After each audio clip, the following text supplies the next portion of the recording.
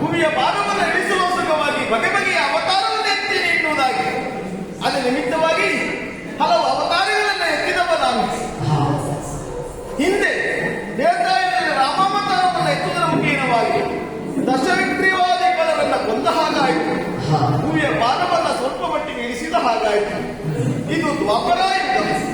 ಈ ದ್ವಾಪರಾಯುಗದಲ್ಲಿ ವಸುದೇವ ದೇವಕಿಯರ ನಂದನಾಗಿ ಯಶೋಧನಂದರ ಮುದ್ದು ಕಂದನಾಗಿ ಸಾಂದೀಪಾಯನದಿಂದ ಋಷಿಗಳಿಂದ ಸಕಲ ವಿದ್ಯಾಭ್ಯಾಸವನ್ನ ಕಲಿತವನು ನಾನಿದ್ದೇನೆ. ಕಂಸಾದಿಗಳನ್ನು ಕೊಲ್ಲುತ್ತಾ ಮುಂದಂತೆ ಹೋದಾಗ ನನ್ನ ಅವತಾರದ ಮೂಲ ಉದ್ದೇಶ ಎನ್ನುವುದಾಗಿ ಅರ್ಥೈಸಿಕೊಂಡಾಗ ಧರ್ಮ ಸಂಸ್ಥಾಪನೆ ಮಾಡುವುದೆನ್ನುವುದನ್ನು ಅರಿತುಕೊಂಡವ ನಾನು.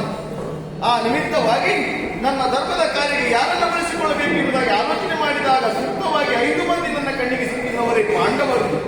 ಅದರಲ್ಲಿ ಮತ್ತೊಮ್ಮೆ ಮಂಡಲದಲ್ಲಿಸಿಕೊಂಡಂತಹ ಪಾರ್ಥನನ್ನೇ ನನ್ನ ಕೈಯ ಆಯುಧವನ್ನಾಗಿ ಬಳಸಿಕೊಂಡು ದಾಯಾದಿಂದ ಬೆಳೆತಿರುವಂತಹ ಕೌರವರನ್ನು ಕೊಲ್ಲಲೋಸುಗವಾಗಿ 18 ದಿನಗಳ ಮಹಾಭಾರತ ಸಂಗ್ರಾಮವನ್ನು ಸಾಧಿಸಿ ಎಲ್ಲಿ ಧರ್ಮವಿರುತ್ತದೋ ಅಲ್ಲಿ ಜಯವಿರುವುದನ್ನು ತೋರಿಸಿಕೊಡುವುದರ ಮುಖ್ಯವಾಗಿ ಧರ್ಮಾತ್ಮನಾಗಿರುವಂತಹ ಯುಧಿಷ್ಠಿರನಿಗೆ ಹಸ್ತಿನಾವತಿಯ ಪೀಠವನ್ನು ಕೊಟ್ಟವನು ನಾನಿದ್ದೇನೆ. ಎಲ್ಲವೂ ಸುಖಾಂತಿಯಾಯಿತು ಎನ್ನುವುದಾಗಿ ಆಲೋಚನೆ ಮಾಡುವಂತಹ ಸಂದರ್ಭದಲ್ಲಿ ಒಂದು ವಾರ್ತೆಯನ್ನು ಕೇಳಿದಿರಲ್ಲ.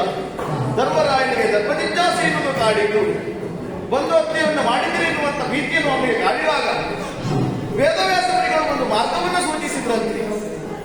ಅಶ್ವಮೇಧ ಪುರಾಣವನ್ನು ಮಾಡು, ನಿನ್ನ ಸಂಶಯವನ್ನು ದೂರ ಮಾಡು ಎನ್ನುವುದಾಗಿ ಆ ವಿಚಾರವಾಗಿ ಧರ್ಮರಾಯನಲ್ಲಿ ವಿಷಯವನ್ನು ಅರಿಗಿದ್ದಾನೆ. ಅವನಿಗೊಂದು ದಾರಿಯನ್ನು ತೋರಿಸಬೇಕು, ಅಲ್ಲಿಗೆ ಹೋಗಬೇಕೆನ್ನುವುದು ಅಧ್ಯಾಯ.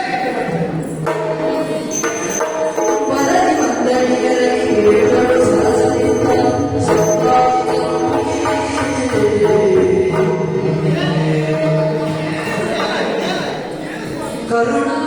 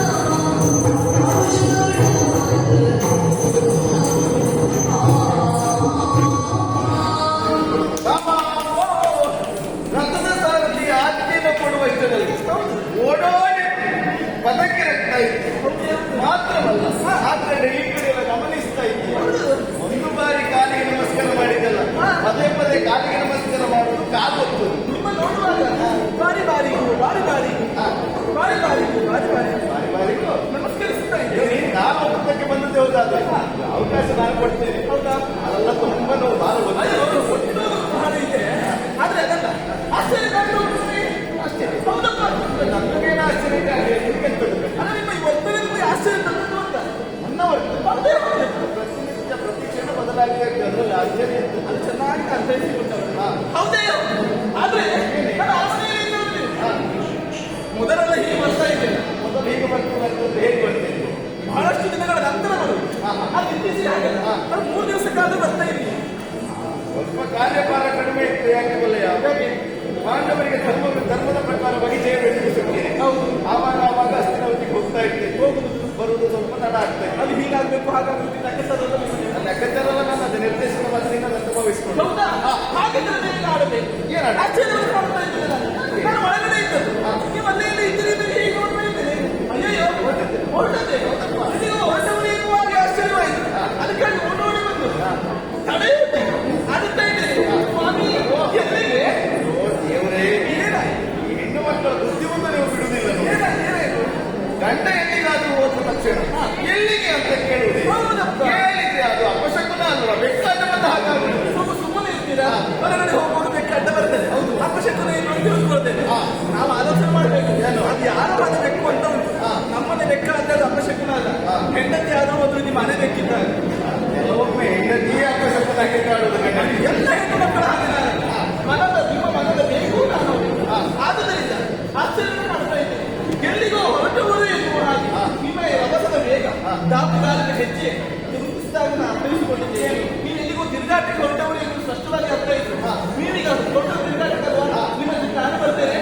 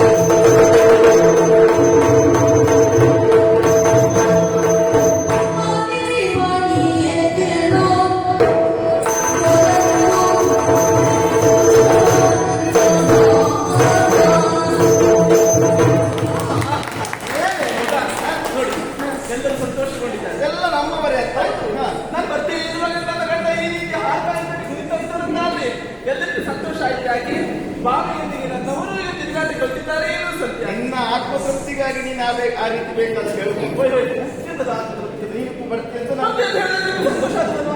ಗಂಡನ ಜೊತೆಯಲ್ಲಿ ಎಲ್ಲಿಯಾದ್ರೂ ಹೆಂಡತಿ ಬರ್ತಾ ಅಂತ ಆದ್ರೆ ಈ ಗಂಡತಿಗಳು ಎಷ್ಟು ಸಂತೋಷ ಆಗ್ತದೆ ನೀವು ನೋಡಿ ಗೊತ್ತಾಗ್ತದೆ. ಕುಣಿತ ಆದ್ರೆ ಸಂತೋಷ ಕಂಡಿರ್ಬೋದು, ಮತ್ತೆ ಬರೀ ಕುಣಿತ ಮಾತ್ರ ನೋಡ್ಬೇಡ, ಅದ್ರ ಅಭಿನಯ ನೋಡ್ಬೇಕಾಗ್ತದೆ. ನೀವು ಅಭಿನಯ ಮಾಡಿದ್ರಾ? ಅಲ್ಲ, ಅಭಿನಯ ಮಾಡೋದು ಬರುದಿಲ್ಲ ಅಂತ ಹೇಳಿ ಅಯ್ಯೋ, ಆಗಲ್ಲಪ್ಪ. ನೀವು ಲೀಲಾ ಮಾನಸ ಕಪಟ ನಾಟಕ ಸೂತ್ರಧಾರ. ನೀವು ಏನ್ ಬೇಕಾದ್ರೂ ಮಾಡಿ. ನಾನು ಏನ್ ಬೇಕಾದ್ರೂ ಮಾಡ್ತಿದ್ರೆ ಗೊತ್ತುಂಟಲ್ಲ. ಹೌದೇ? ಹಾಗಿದ್ರೆ ನಾನು ಯಾವ್ದೊಂದು ಕಾರ್ಯಕ್ಕೆ ಹೊರಟಾಗ ನೀನು ಬರ್ತೀನಿ ಅಂತ ಹೇಳಿ ಕಾರಣ ಉಂಟದ್ದು, ನೋಡಬೇಕು, ಕಾಣಬೇಕು, ಕಣ್ತುಂಬಿಸಿಕೊಳ್ಳಬೇಕು ಅಂತ ಇಚ್ಛೆ ಆದದ್ದು. ಹೌದಾ? ತಿರುಗಾಟಕ್ಕೆ ಹೊರಟದಲ್ವಾ? ಒಂದು ಸೀರೆ ಬದಲಾಯಿಸಿ ಬರ್ತೇನೆ. ನೀನೊಂದು ಸೀರೆ ಬದಲಾಯಿಸಿ ನೀನೊಂದು ಸಿದ್ಧ ಆಗುದ್ರೊಳಗೆ ನಮ್ಮ ಕಾರ್ಯಕ್ರಮ ಮುಗಿತದೆ. ನನಗೆ ಎಷ್ಟು ಹೊತ್ತು ಬೇಕು? ಎಂತದ್ದು ಏನು ಅಪ್ಪನ ಮನೆ ಏನೆಲ್ಲ ಉಂಟದೆಲ್ಲ ಹಾಕೊಳ್ಬೇಕು. ನಿಮ್ಮನೆ ಬರ್ತಾರೆ, ಬರುವಾಗ ಗಂಟು ಹಿಡ್ಕೊಂಡು ಬಂದಿದೆ. ಗಂಡನ ಮನೆಯಲ್ಲಿ ಹೆಂಗಸರಿಗೆ ಮರ್ಯಾದೆ ಸಿಗ್ಬೇಕಾ? ಅಪ್ಪನ ಮನೆಯಿಂದ ಬರುವಾಗ ಗಂಟು ಮತ್ತೆ ಗಂಟಿನ ಸುದ್ದಿ ಹೇಳಬೇಡ. ಗಂಟಿನ ಪ್ರಕರಣದ ನಿನ್ನ ಗುಟ್ಟನ್ನೆಲ್ಲ ನಾನು ಬಿಡಿಸಿದ್ದೇನೆ. ಗಂಡ ಹೆಂಡತಿ ಮಧ್ಯದಲ್ಲಿ ಇರುವುದು. ನಾನು ಗಡ್ಡ ಹಿಡಿದು ಮಾತ್ರ ಮಾತಾಡ್ತಿರೋದು, ಮತ್ತೆ ಇದು ಸತ್ಯ ಇರಬೇಕು. ನೀನು ಹೊರಟದಲ್ಲಿ ಇರಬೇಕು. ಹಾ, ನೋಡು, ಹೊರಟಿದ್ದು ಬೇರೆ ಏನಲ್ಲ. ನೀನು ಹೇಳಿದೆಯಲ್ಲ ಕಪಟ ನಾಟಕ ರಂಗ ನನ್ನ ಕಣ್ಣಿನ ಎಲ್ಲಿ ಇಡೀ ಪ್ರಪಂಚವನ್ನು ಆಳಿರುವ ಯಾರು ಹೇಳಿದ್ರು ನಿನ್ನ ಗಂಟೆ ಮೂಲಕ ಒಪ್ಪಿಕೊಂಡಿದ್ದೀನಿ. ಹೌದು, ಮನದಲ್ಲಿ ಒಂದು ಸಂಕಲ್ಪ ಮೂಡಿದೆ. ಆ ಸಂಕಲ್ಪಕ್ಕಾಗಿ ಹೊರಟು ನಿಂತಿದ್ದೇನೆ. ಓ ಮಾಲಿನಿ ಮಣಿಯೇ, ನಾ ಬರುವ ತನಕ ನೀ ಇಲ್ಲೇ ಕಾದಿರಬೇಕು.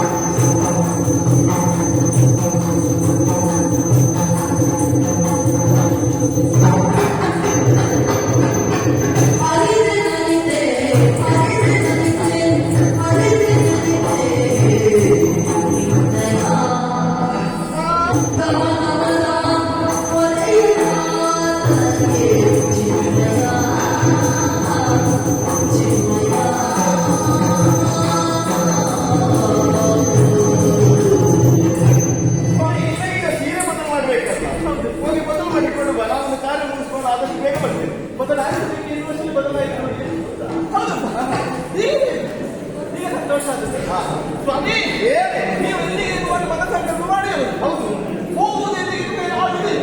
ನಾನಿಗಲೇ ಹೇಳ್ತೀನಿ, ಮತ್ತೊಂದು ಸಂಕಲ್ಪವನ್ನು ಪೂರೈಸಿದ ಮೇಲೆ ಅದರ ಪ್ರತಿಫಲ ಏನಂತ ನೀವು ಹೇಳ್ತೀನಿ. ನೀವು ಎಲ್ಲಿಗೆ ಹೋಗಬೇಕು ಹೋಗಿ ಚೆನ್ನಾಗಿ ಅರ್ಥ ಆಯ್ತು. ಎಲ್ಲಿಗೆ? ಎಲ್ಲಿಯೋ ನನಗಿಂತಲೂ ಚಂದದ ಒಂದು ಹೆಣ್ಣನ್ನು ನೋಡಿರ್ಬೇಕು. ಕಲ್ಲಗೆ ಬೆಳ್ಳಗೆ ಕುಳ್ಳಗೆ ಟುಂಬಗೆ ಯಾವುದೋ ಒಂದು ಹೆಣ್ಣನ್ನು ನೋಡಿರಬೇಕು. ಅವಳ ಜೊತೆಗಳನ್ನು ಸಮಯದಲ್ಲಿ ನೆನಪು ಹಾಕಿ ಅವಳನ್ನು ರಮಿಸಬೇಕು. ಇಲ್ಲ ಕಾಣಬೇಕು ಆದ್ರೂ ಬೇರೆ ನೀವು ಹೊರಟವರು ಎನ್ನುವ ಹಾಗೆ ಕಾರಣ ಇರುವುದಿಲ್ಲ. ನನಗಿಂತ ಮುಂಚೆ ಎಲ್ಲರೂ ಮಾಡ್ತಾರೆ. ಈಗ ಒಂದು ಮಾತು ಹೇಳ್ತೀನಿ, ನಾನು ಬೆಳ್ಳಗೆ ಬೆಳ್ಳಗೆ ಚಂದ ಇದ್ದೇನೆ ನೋಡಬೇಕು. ನನಗಿಂತ ಚಂದದ ಮತ್ತೆ ಆಗಲಿಲ್ಲ. ಅದನ್ನೇ ಕೇಳಬೇಕಂತ ಇದ್ದೆ ನಾನು. ನಿನಗಿಂತ ಚಂದದವಳು ಇನ್ನೊಬ್ಳು ಇದ್ದಾಳ? ಇಲ್ಲ ಅಂತಂದ್ರೆ ನಾನು ಒಂದು ಕಾರ್ಯ ಸರಿ ಅಲ್ಲ. ಬಾಬೆ ಅಂತ ಹೇಳ್ತೀನಿ. ನಾನು ಸತ್ಯವಾದ ರುಕ್ಮಿಣಿ ಬಳಿ ಹೋಗ್ತೇನೆ. ಅವಳ ಹೆಸರು ನನ್ನ ಹೆಸರು ಹೇಳಿ ಅವ್ರ ಹೆಸರು ಗಟ್ಟಿ ಹಾಕಿದ್ರೆ ಅನ್ನ ಆಗ್ಬಿಟ್ಟು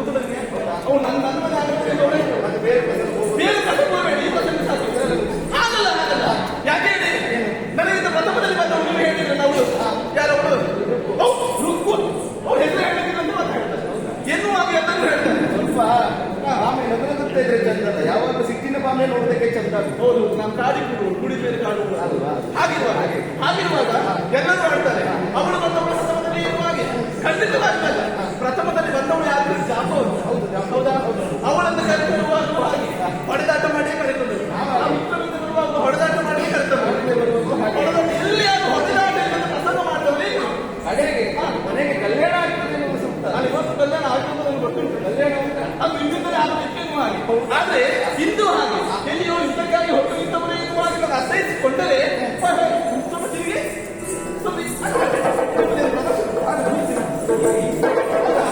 ಯುದ್ಧಕ್ಕಾಗಿ ಹೊರಟದ್ದು ಯುದ್ಧೋಪಕರಣಗಳು ನಿಮ್ಮಲ್ಲಿ ಒಂದೂ ಕಾಣುವುದಿಲ್ಲ. ಇದೆಯಂತದ್ದು ಅದು ಚಕ್ರ. ಹೌದು, ಅಲ್ಲ ಇದನ್ನು ಹಿಡಿದು ಯುದ್ಧಕ್ಕಾಗಿ ಹೊರಟಿದ್ದವರ ಎನ್ನುವ ದಿನ ನನ್ನದೇ ಪ್ರಶ್ನೆಯನ್ನು ಮಾಡಿಕೊಳ್ಳುವುದು. ಅಲ್ಲ ನಿಮಗೆ ಯುದ್ಧಕ್ಕೆ ಬೇಕಾಗುವ ಹಾಗೆ ಸಲಕರಣೆಗಳು ಬೇಕಾಗಿ ಸಂಕಲ್ಪ ಮುಖೇನವಾಗಿ ಕೊಲ್ಲುವ ಸಾಮರ್ಥ್ಯ ಇದ್ದವರು ಆದರೂ ನೀವು ಹೊಂದಿದ್ದೀರಿ ಎಂದಾದ್ರೆ ಯುದ್ಧಕ್ಕಾಗಿಯೋ ಹೆಣ್ಣಿನಲ್ಲಿಯೋ ಎಲ್ಲಿಗೆ ಹೇಳಬಾರ್ದು.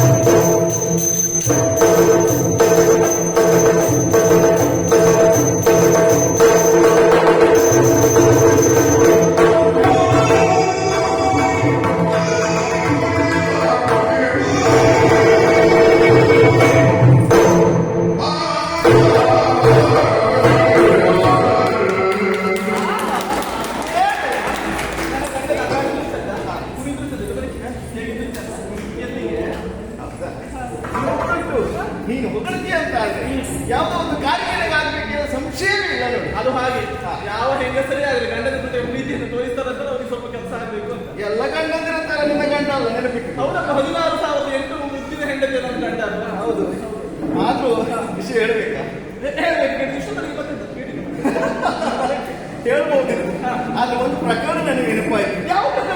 ನೀನು ಒಂದು ವಿಷಯವನ್ನ ಹೇಳಿ ಒಂದು ದೊಡ್ಡ ಪ್ರಸಂಗವೇ ಹಿಂದೆ ನಡೆದು ಹೋಯ್ತು. ನನ್ನ ಪ್ರಸಂಗ? ನನ್ನ ಪ್ರಸಂಗ ನಾನಿದ್ದ ಪ್ರಸಂಗ ಬಿಸಿ ಇರ್ತದೆ. ಒಳ್ಳೆ ಪ್ರಸಂಗ ಯಾವ್ದು? ಬಿಸಿ ಅಂತ ನಾವು ಭಾವಿಸಿಕೊಂಡದ್ದು, ಆಮೇಲೆ ಚಪ್ಪಿ ಆಗಿತ್ತು. ನೀವು ಬಂದಿಲ್ಲ, ನಾನು ಬಂದ ಮೇಲಲ್ಲ, ನೀವು ಬಂದ ಮೇಲೆ. ಯಾವ ಪ್ರಸಂಗ?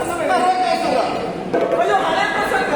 ಹಳೆ ಪ್ರಸಂಗ ನೆನಪಿಟ್ಟು ಅಂತ ಹೇಳುದು. ಆವಾಗ ಆವಾಗ ಹಳೆ ಪ್ರಸಂಗ ಬೇಕಾಗ್ತದೆ. ನಿಮಗೆ ಯಾವ್ದು ನೆನಪಾದದ್ದು? ನರಕಾಸುರನ ಕಥೆ ನೆನಪಾಯ್ತು. ಯಾವುದು? ಹಿಂದೆ ದೇವೇಂದ್ರ ನಾನನ್ನು ಬಂದು ದೂರು ಕೊಟ್ಟಿದ್ದ. ಯಾವಾಗ ಬರುತ್ತೆ?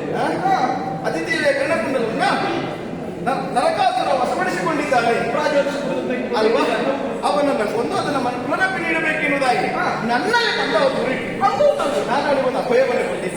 ಯೋಚನೆ ಮಾಡಬೇಡ.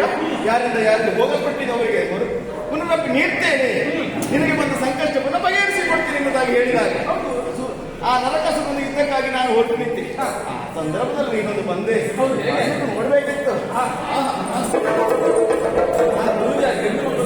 ಮಂದಗಾಮಿನಿ, ನೀನು ಸ್ವಲ್ಪ ಮಂದಗಾಮಿನಿ. ಸುಮ್ಮನೆ ಮುಂದೆ ಆಗ್ತದೆ ಹೇಳ್ತೀನಿ. ಸ್ವಾಮಿ ಎಲ್ಲಿ ಹೋಗ್ತೀನಿ ಎಂಬುದಾಗಿ ಕೇಳಿದೆ. ನಾವು ಮುತ್ತಿನ ಹೆಂಡತಿ ಅಲ್ವಾ ನೀನು? ವಿಷಯವನ್ನ ಹೇಳಿದೆ. ನರಕಾಸುರನ ಒದಿಸುವ ಹೋಗುವಾಗಿ ನಾನು ಹೋಗ್ತೀನಿ ಎನ್ನುವುದಾಗಿ. ಅಯ್ಯೋ ನೀನು ಬಿಡ್ತೀಯಾ? ಅಡ್ಡ ಕಟ್ಟಿದೆ ಅಂತ ಹೇಳಿದೆ. ನಾನು ಬರ್ತೇನೆ, ಈಗ ಬೇಡ, ನಾನು ಬರ್ತೇನೆ ಎನ್ನುವುದಾಗಿ ಹಠ ಹೊತ್ತಿದೆ. ಹೆಂಡತಿ ಅಲ್ವಾ, ಹೆಂಡತಿ ಮನಸ್ಸಿಗೆ ಬೇಸರ ಆಗಬಾರದು ಎನ್ನುವ ಕಾರಣಕ್ಕಾಗಿ ಗಂಡನ ಪ್ರತಿನಿಧಿಯಾಗಿರುವಂತ ನಾನು ನಿನ್ನ ಕರೆದುಕೊಂಡು ಹೋದಕ್ಕೆ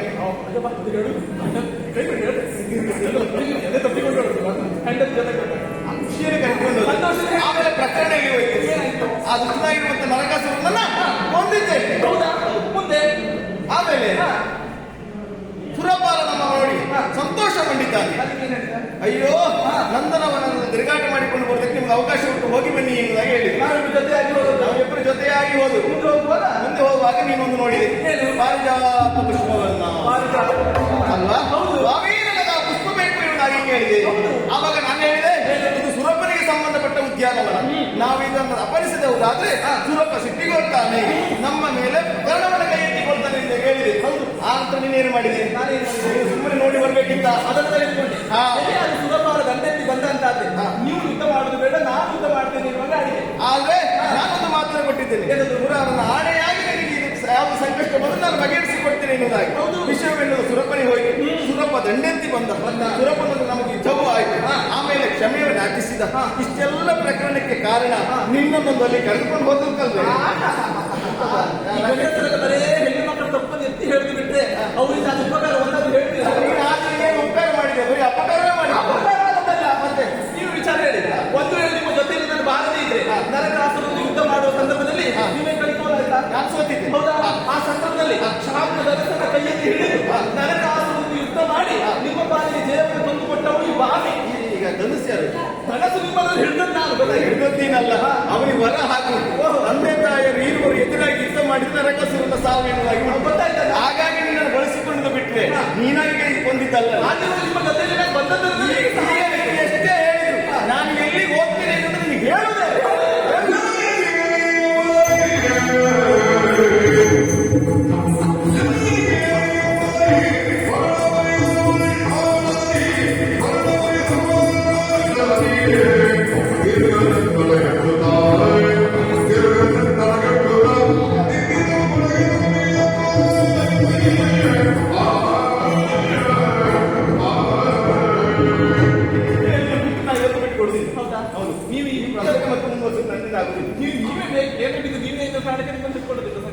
ಅದಲ್ಲ ಈ ವಿಚಾರ ನನ್ನಲ್ಲಿ ನೀವು ಹೇಳಿದ್ರಂತಂದ್ರೆ ಯಾರು ಒಬ್ಬರಲ್ಲಿ ನಾನು ಹೇಳುವವರು, ಯಾರು ಒಬ್ಬರಲ್ಲಿ ಬಿಟ್ಟರೆ ಮತ್ತೆ ಎಲ್ಲರದ್ದು ಹೇಳ್ತೀನಿ. ಹಾಗಲ್ಲ ಹಾಗಲ್ಲ ಸ್ವಾಮಿ, ನಾನು ಕೂಡಿಗಾಡು ಕಾಡಿನ ಮೇಲೆ ಕೂಡುವವಳಂತ ಯಾವತ್ತು.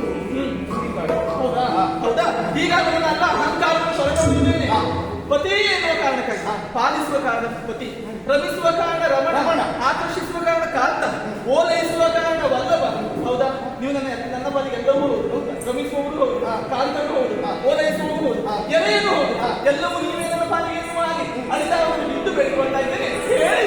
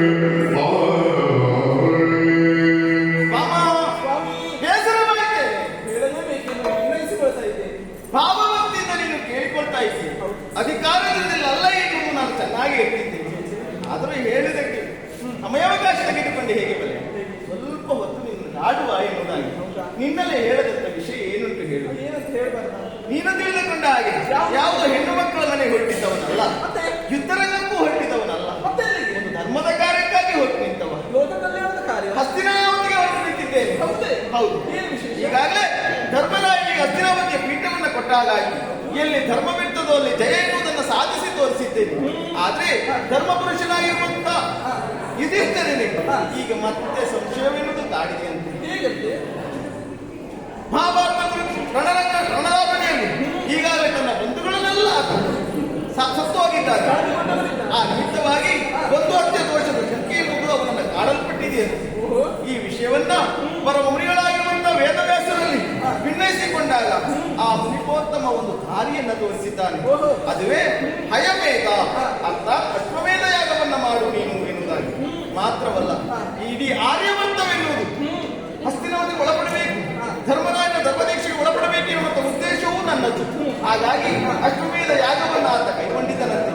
ಅದಕ್ಕೆ ನನ್ನ ಅನುಮತಿ ಏನುಂಟು ಅಥವಾ ನಾ ತೋರಿಸುವ ಮಾರ್ಗದೀಕ್ಷೆಯಂತೆ ಅವ ನಡೀಬೇಕೆನ್ನುವ ಆಸೆಯನ್ನು ಹೊತ್ತಿದ್ದಾನೆ. ಅವನಿಗೆ ಸರಿಯಾದ ಮಾರ್ಗದರ್ಶನವನ್ನು ಕೋರುವುದರ ಮುಖೇನವಾಗಿ ಅವ ಕೈಗೊಂಡಿರುವಂತಹ ಅಶ್ವಮೇಧ ಯಾಗಕ್ಕೆ ಯಾವ ಚ್ಯುತಿ ಬಾರದ ಹಾಗೆ ಅದನ್ನು ನಡೆಸಿಕೊಂಡು ಹೋಗಬೇಕಾದ ನನ್ನ ಕರ್ತವ್ಯ. ನನ್ನ ಸಹಾಯವನ್ನು ಮತ್ತೆ ಅವ ಕೇಳಿದ್ದಾನೆ ಧರ್ಮ ಪುರುಷ. ಹಾಗಾಗಿ ಹಸ್ತಿನಾವತಿಗೆ ಹೋಗಿ ಅವನಿಗೆ ಒಂದು ಮಾರ್ಗದರ್ಶನ ಕೊಡುವುದಕ್ಕಾಗಿ ಹೊರಟು ನಿಂತವನು. ಇದಕ್ಕಾಗಿ ಹೊರಟದ್ದು.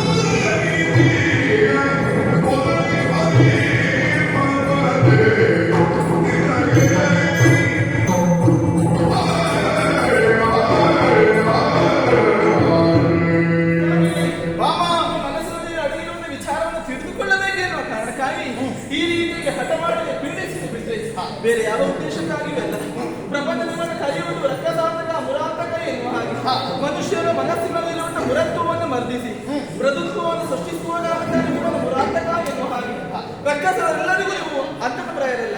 ರಕ್ಕಸರಲ್ಲಿ ಅವರ ರಕ್ಕಸಿ ಪ್ರಾಮುಖ್ಯಾಗಿ ಮೈಗೂಡಿಸಿಕೊಂಡಿರ್ತಾರೆ. ಅಂತವರಿಗೆ ಮಾತ್ರ ನೀವು ಅಂತಃಪ್ರಾಯಕ್ಕೆ ಕಾಣಿಸಿಕೊಂಡವರಿದ್ದೀರಾ ಸ್ವಾಮಿ. ಈ ಪ್ರಪಂಚವನ್ನೇ ರಂಗವನ್ನಾಗಿಸಿ ಸೂರ್ಯ ಚಂದ್ರನನ್ನೇ ದೀಪವನ್ನಾಗಿ ಬೆಳಗಿಸಿ ಆಗಮ ನಿಗಮ ಎನ್ನುವಂತ ಪರದೆಯನ್ನು ಕಟ್ಟಿ ಜಗದ ಜೀವರಾಶಿಯನ್ನು ಕುಣಿಸುವಂತ ಕಪಟ ನಾಟಕ ಸೂತ್ರಧಾರಿ ನೀವು. ಹೌದಾ? ಈ ಹಿಂದೆ ನೀವು ಕುಲಾಲ ಲೋಕದಲ್ಲಿ ಒಂದು ಮಾತನ್ನು ಕೊಟ್ಟಿದ್ರಂತೆ, ಮಮ ಪ್ರಾಣಾಯ ಪಾಂಡವ ಎನ್ನುವ ನನ್ನ ಪ್ರಾಣದ 5 ಮಂದಿ ಪಾಂಡವರನ್ನ ಕಾಯ್ತೇನೆ ಎಂಬುದಾಗಿ ಅತ್ತೆಗೆ ಮಾತು ಕೊಟ್ಟಿದ್ದೆ. ಹೌದಾ? ಹಾಗಿರುವಾಗ ಪಾಂಡವರಿಗೆ ಎಲ್ಲೇ ನೋವಾದರೂ ಅದು ನಿಮ್ಮ ಪಾಲಿಗೆ ನೋವುಂಟಾದಾಗಿ, ಹೇಗೆ ಒಂದು ಕಣ್ಣಿಗೆ ನೋವಾದ್ರೂ ಇನ್ನೊಂದು ಕಣ್ಣಿನಲ್ಲಿ ನೀರು ಬರ್ತದೆ, ಪಾಂಡವರು ನಿಮ್ಮ ಕಣ್ಣುಗಳಿದ್ದ ಹಾಗೆ ಅವರಿಗೆ ನೋವಾಯಿತು ನಿಮ್ಮ ಕಣ್ಣಿನಲ್ಲಿ ನೀರು ಬರ್ತದೆ ಎನ್ನುವುದನ್ನು ಸ್ಪಷ್ಟವಾಗಿ ಅರ್ಥೈಸಿಕೊಂಡವಳಿದ್ದೇನೆ.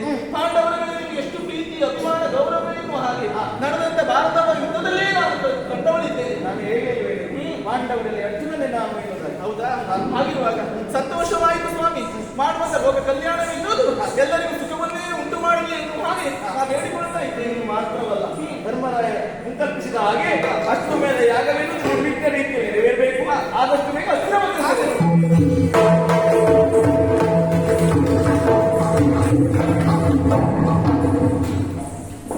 ಒಂದು 5 ನಿಮಿಷ ಕಾರ್ಯಕ್ರಮ ಜಾಸ್ತಿಲ್ಲ.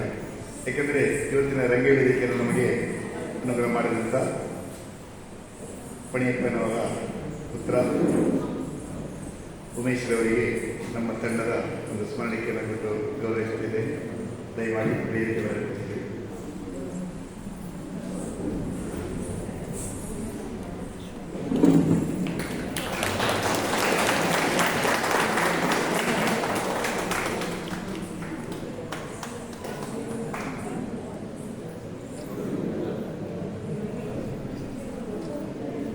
ಅಲ್ಲದೆ ನಮಗೆ 4 ವರ್ಷದಿಂದ ಸಾಧಾರಣ 30,000ಕ್ಕೂ ಮಿಗಿಲಾಗಿ ಒಂದು ಸಹಜ ನಮ್ಮ ತಂಡದ ಒಂದು ಪೋಷಕರಾದಂಥ ಇಂಜಿನಿಯರ್ ಮಹೇಶ್ ಭಟ್ ಅವರು ನಮ್ಮ ವೇದಿಕೆ ಬಂದು ತಂಡದ ಮಾಡಿದ್ದಾರೆ.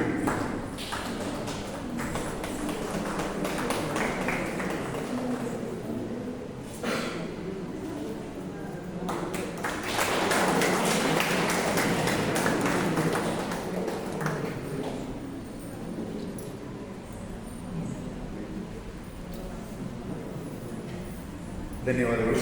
ಇನ್ನು 3:15 ಗಂಟೆ ಕಾರ್ಯಕ್ರಮ ಇದೆ. ದಯಮಾಡಿ ಶಾಂತಿ ಕುಳಿತು ಕಾರ್ಯಕ್ರಮ ಆಸ್ವಾದಿಸಬೇಕಾಗಿ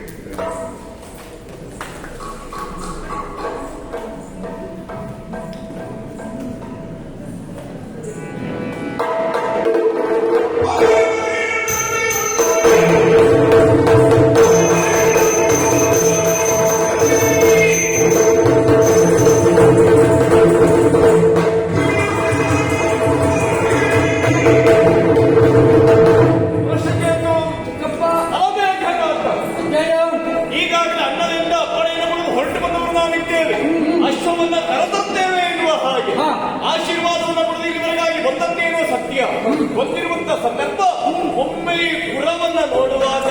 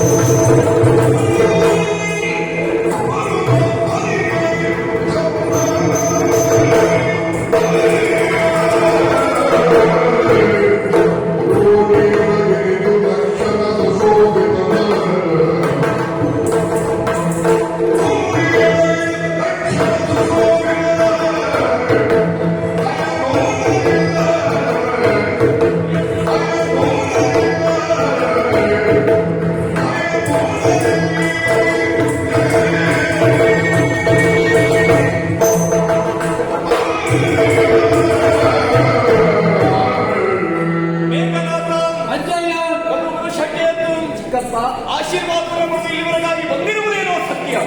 ಬಂದಿರುವಂತಹ ಸಂದರ್ಭ ನಾನು ಯೋಚನೆ ಮಾಡುತ್ತಾ ಇರುವುದು, ಒಮ್ಮೆ ಬಂದು ನಿಂತಿರುವಂತಹ ಸ್ಥಳವನ್ನು ವೀಕ್ಷಣೆ ಮಾಡಿ ನೋಡಿದಾಗ ಆಶ್ಚರ್ಯವೇ ಸರಿ ಎನಿಸುತ್ತಾ ಉಂಟು. ಯಾಕೆ ಅಷ್ಟು ಸುಂದರವಾಗಿ ಕಂಗೊಳಿಸುತ್ತಾ ಉಂಟು. ಯಾವ ರೀತಿಯಾಗಿ ಒಮ್ಮೆ ಯೋಚನೆ ಮಾಡಿ ನೋಡುವಾಗ ಇದು ನಾಡು ಅಥವಾ ಕಾಡು ಯಾವುದು ಇರುವುದಾಗಿ ಅರ್ಥವಾಗುವುದಿಲ್ಲ. ಯಾವುದೇ ನಾಡಿಗೂ ಹೊರತಾಗಿಲ್ಲ, ಕಾಡಿಗೂ ಹೊರತಾಗಿಲ್ಲ. ಪ್ರಾಣಿ ಪಕ್ಷಿಗಳನ್ನು ನಾವು ಒಂದೇ ಮುಂದೆ ಇಲ್ಲಿ ವರ್ತಿಸುತ್ತಾ ಇರುವುದನ್ನು ಕಂಡಾಗ ಮನಸ್ಸಿಗೆ ಸಂತೋಷವಾಗಿದೆ. ಹಾಗಾಗಿ ಹೊಗಳಬೇಕಿರುವ ಹಾಗೆ ಮನೆ ಹೇಳಿದ್ದು ಹೊಗಳುವುದಕ್ಕಾಗಿ ಮುಂದಾದೆ. ಹೊಗಳುವುದೇನು ಸರಿ ಮಕ್ಕಳೇ, ಆದರೆ ಈ ಸಂದರ್ಭದಲ್ಲಿ ನಾನು ಮಾಡಬೇಕಾದಂತ ಕಾರ್ಯವನ್ನ ಬಿಟ್ಟು ಇದರ ಕುರಿತಾಗಿ ಯೋಚನೆ ಮಾಡ್ತಾ ಇದ್ದೇನಲ್ಲ. ನಾನು ಯೋಚನೆ ಮಾಡುವುದೇನು ಗೊತ್ತುಂಟ, ನಾವು ಆಜ್ಞೆಯನ್ನು ಹೊತ್ತು ಬಂದಿರುವಂತಹ ಕಾರ್ಯದ ಕುರಿತಾಗಿ ಯೋಚನೆ ಮಾಡುತ್ತಾ ಇದ್ದೇನೆ. ಕುದುರೆಯನ್ನು ತರ್ತೇವೆ ಎನ್ನುವ ಹಾಗೆ ಆಜ್ಞೆಯನ್ನು ಹೊತ್ತು ಬಂದಂತೇನೋ ಸತ್ಯ. ಇಷ್ಟರವರೆಗೆ ತಿರುಗಾಟ ಮಾಡಿದ್ದೇ ಹೊರತಾದ್ರೂ ಕೂಡ ಅದು ಕುದುರೆಯನ್ನ ಕಾಣುವುದಕ್ಕೆ ಅಸಾಧ್ಯವಾಗಿ ಹೋಯಿತು. ಏನು ಮಾಡಿ ಎಂದು ಗೊತ್ತಾಗಿಲ್ಲ.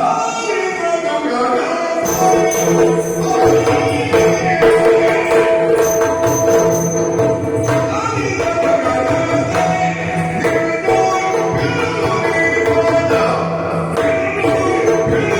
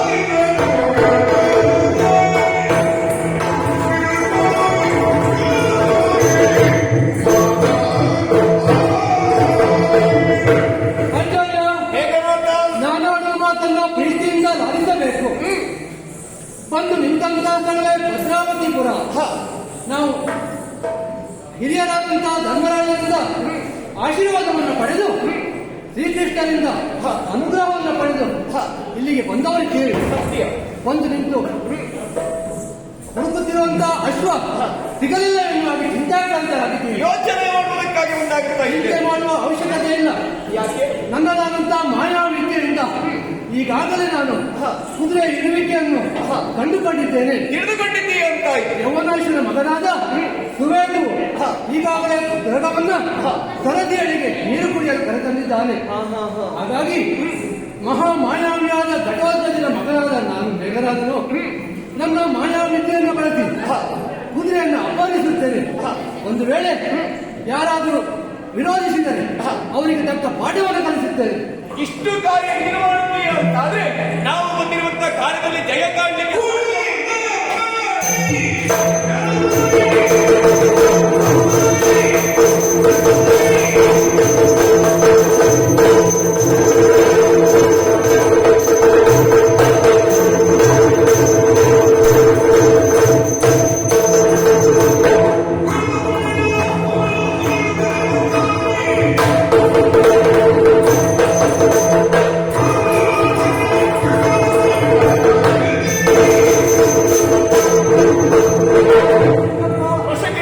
ಈಗಾಗಲೇ ಹೇಳ್ತಾ ಇದ್ದಾರೆ ಮೇಘನಾಥವರು.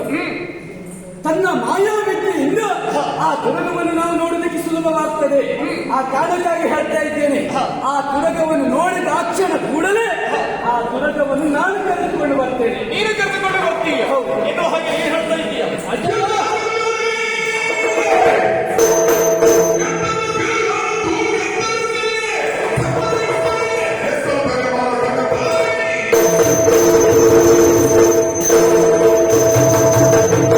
ಅಜ್ಜಯ್ಯ, ನನ್ನದಾದಂತಹ ಮಾಯಾ ವಿದ್ಯೆಯನ್ನು ಬಳಸಿ ಇದಾಗಲೇ ಕತ್ತಲೆಯನ್ನು ಕವಿದು ಕುದುರೆಯನ್ನು ಅಪಹರಿಸಿದ್ದೇನೆ. ಮತ್ತ್ಯಾಕೆ ತಡ ಮಾಡುವುದು? ತೆಗೆದುಕೊಂಡು ಹೋಗುವುದು.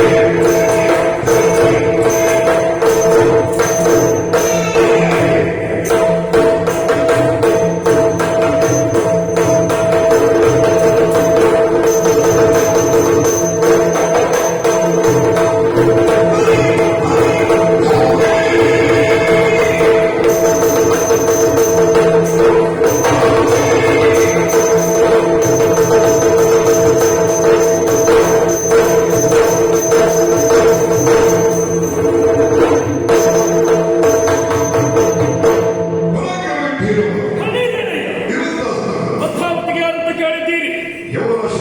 ನಾವೇ ಅಂದುಕೊಳ್ಳಬಹುದು. ಬಹಳ ವಿಶೇಷತೆ ಉಂಟು. ವರ್ತಮಾನ ಕಾಲಕ್ಕೆ ಭದ್ರಾವತಿ ಅವಳಿಯನ್ನು ಆಳುವಂತ ಸೌಭಾಗ್ಯ ನನ್ನ ತೀರ್ಥರೂಪರಾದ ಸುಬಲ ಮಹಾರಾಜರ ಆಶೀರ್ವಾದದಿಂದ ಬಂದದ್ದು. ಅವರ ಆಶೀರ್ವಾದವನ್ನು ಪಡೆದ ನಾನು ಅವರ ಆಡಳಿತದಲ್ಲಿ ಆದಂತಹ ವಿಶೇಷತೆಗೆ ತಕ್ಕೆ ಬಾರದೆ ಇದ್ದ ರೀತಿಯಲ್ಲಿ ಆಳ್ವಿಕೆಯನ್ನ ಕೊಡುತ್ತಾ ಇದ್ದವನು. ಪ್ರಜಾವರ್ಗದವರ ಕಷ್ಟಕ್ಕೆ ಸ್ಪಂದಿಸಿ ಅವರ ಇಷ್ಟವರ್ತವನ್ನು ಈಡೇರಿಸಿದವನು ನಾನು. ನಮ್ಮ ನಾಡಿನ ವಿಶೇಷತೆಯ ಹಾಗೆ ಅಖಂಡ ಆರ್ಯಾವರ್ತದಲ್ಲಿ ಅತಿ ಶ್ರೀಮಂತ ದೇಶ ಯಾವುದು ಕೇಳಿದ್ರೆ ನಮ್ಮದ್ದಾದಂತ ಭದ್ರಾವತಿ. ಇಲ್ಲಿಯ ವಿಶೇಷತೆಯ ಬಗ್ಗೆ ಹೇಳ ಹೊರಟರೆ ಉಳಿದ ನಾಡಿನ ಕೋಟೆಗಳೆಲ್ಲವೂ ಕಲ್ಲಿನಿಂದ ಮಾಡಲ್ಪಟ್ಟರೆ ಭದ್ರಾವತಿಯ ವಿಶೇಷತೆ ಏನು ಕೇಳಿದ್ರೆ ಬಂಗಾರ ಹಾಗೂ ಲೋಹದಿಂದ ಮಾಡಲ್ಪಟ್ಟ ಕೋಟೆಗಳು. ಗಜಪಡೆಯಲ್ಲಿ ವಿಶೇಷವಾದ ಹೆಸರನ್ನ ಗಳಿಸಿದ ನಾಡು ನಮ್ಮದು. ಕಾರಣ ಇಡೀ ನಮ್ಮ ನಗರವನ್ನು ನಿತ್ಯವೂ ಗಜಪಡೆ ಸುತ್ತುವರಿಯುತ್ತಾ ಇರುತ್ತದೆ. ಇದರಿಂದ ಹರಿಗಳು ದಾಳಿ ಮಾಡುವುದಕ್ಕೆ ಭೀತರಾಗುತ್ತಾರೆ. ಅಶ್ವಗಳು ಸ್ವತಂತ್ರವಾಗಿ ಸಂಚರಿಸುವ ನಾಡು ನಮ್ಮದು. ಅಕ್ಷೋಹಿಣಿ ಸೇನಾಬಲ ಕುರಿತು ಹೇಳುವುದಾದ್ರೆ ಇಡೀ ಪ್ರಪಂಚದಲ್ಲಿ ಸೇನೆಯಲ್ಲಿ ಬಲಿಷ್ಠ ನಾಡು ಕೇಳಿದ್ರೆ ಭದ್ರಾವತಿಯ ನೃಪತಿ. ಯಾಕೆ 10 ಅಕ್ಷೋಹಿಣಿ ಸೇನಾಬಲವನ್ನು ಹೊಂದಿದವನು ನಾನು. ಹೇಳಿಕೊಳ್ಳದಕ್ಕೆ ಉಳಿದವರ ಬಾಯಲ್ಲಿ ಧೀಮಂತ ನಾಯಕ ಎನ್ನುವಾಗಿ ಕರೆಸಿಕೊಂಡವರಿದ್ದೇನೆ. ಅರಸನಾದವನ ನಿತ್ಯದ ಸಮಯಕ್ಕೆ ಓಲಕ ಶಾಲೆಯನ್ನು ಪ್ರವೇಶ ಮಾಡಬೇಕಾದದ್ದು ಕರ್ತವ್ಯ. ಯಾರೋ ಒಬ್ಬ ಬಿಟ್ಟಾಗುಂಟಲ್ಲ ಯಾರು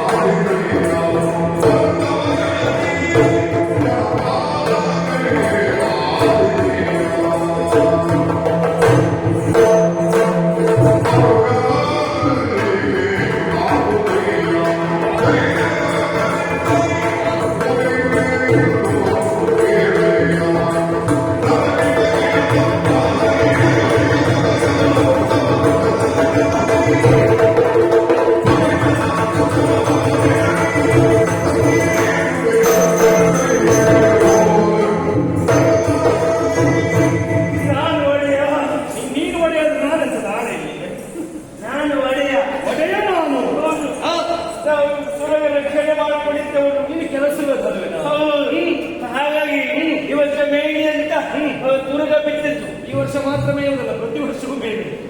ಮೇಯ್ದಿದ್ದು ಹೊಟ್ಟೆಗಿಲ್ಲ. ಅದೆಲ್ಲ ಇವತ್ತು ಮೇಯ್ಲಿ ಅಂತ ಬಿಟ್ಟು ನಮ್ಮ ನಾಡಿನ ಅಶ್ವಗಳೇ ಹಾಗೆ ಸ್ವತಂತ್ರವಾಗಿ ಸಂಚರಿಸುವುದಕ್ಕೆ ಅವಕಾಶ ಉಂಟು. ಯಾವ ತರ ಬಿಡಿಸಿಲ್ಲ.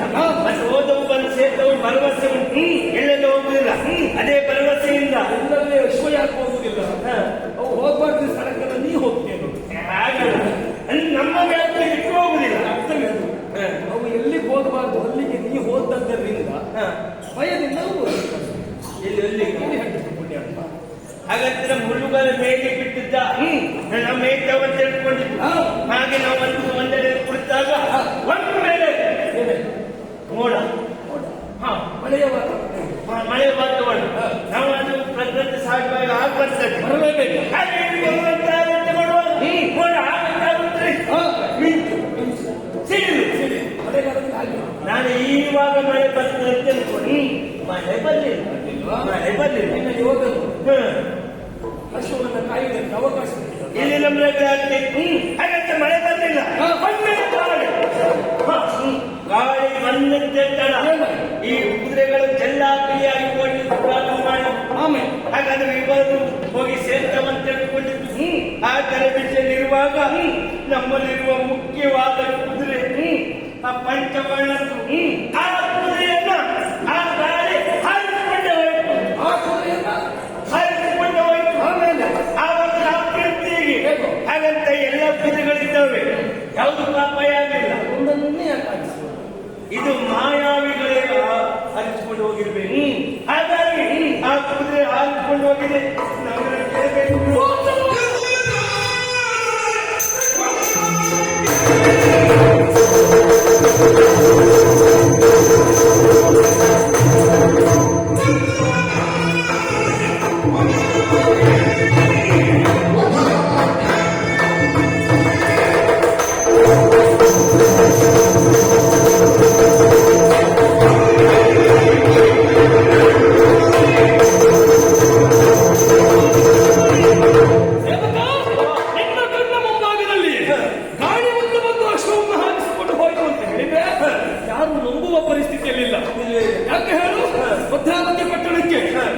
ವಾಯುವಿನ ಉಪಟಳ ಏನು ಹೊಸತೇನ? ವರುಣನ ಆರ್ಭಟ ಯಾವತ್ತಾದ್ರೂ ಕಡಿಮೆ ಆದದುಂಟೇನ?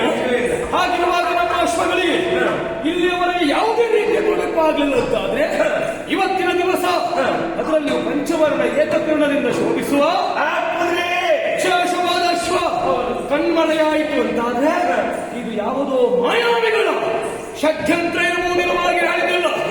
ಆ ಮಾಯಾವಿಗಳು ಭದ್ರಾವತಿಯ ಮೇಲೆ ಕಣ್ಣನ್ನಿಟ್ಟದ್ದು ಹೇಗಾಯಿತು ಗೊತ್ತುಂಟಾ?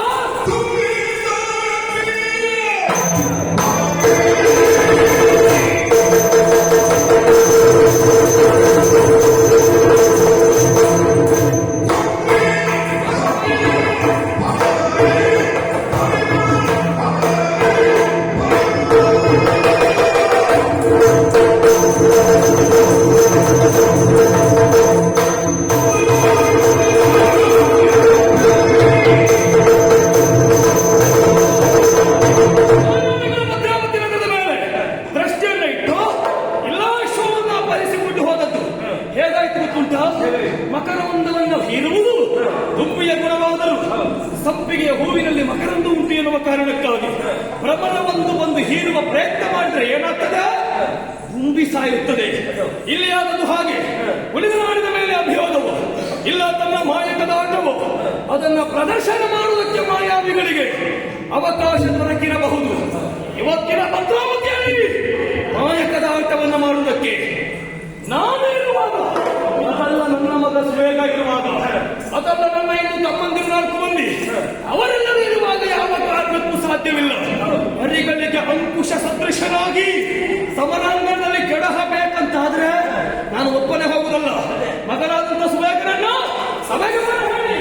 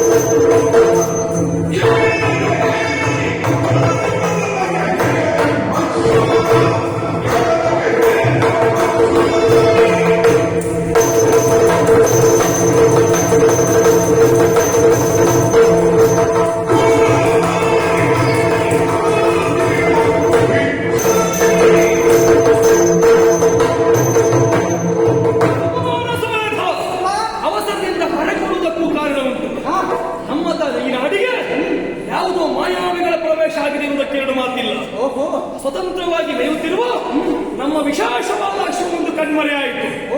ಕಣ್ಮರೆಯಾದ ಅಶ್ವವನ್ನ ಬಿಡಿಸಿ ತರಬೇಕಾದದ್ದು ಇಲ್ಲಿಯ ಅಧಿಕಾರಿಗೂ ಇಲ್ಲಿಯ ಯುವರಾಜನಿಗೂ ಅಗತ್ಯವಾದ ಕಾರ್ಯವೇ ಹೌದು. ಹಾಗಾಗಿ ದುರದೃಷ್ಟರಾದವರು ನಾನು. ನೀನೂ ಬೇಕು, ಯಾಕೆ ಗೊತ್ತುಂಟ? ನಾನು ಇವತ್ತಿನ ದಿವಸ ಈ ರೀತಿಯಾಗಿ ವಿಜೃಂಭಿಸಬೇಕು ಅಂತಾದ್ರೆ ಇವತ್ತು ನೀನಿದ್ದದರಿಂದ ನಾನು ಈ ರೀತಿಯಾಗಿದ್ದಾನೆ. ಹಾಗಾಗಿ ಹೇಳ್ತಾ ಇದ್ದೇನೆ, ಸುತ್ತಕ್ಕೆ ಹೊರಟು ನಿಂದುವ ಜೊತೆಗೆ ನೀನು ಬರಬೇಕು.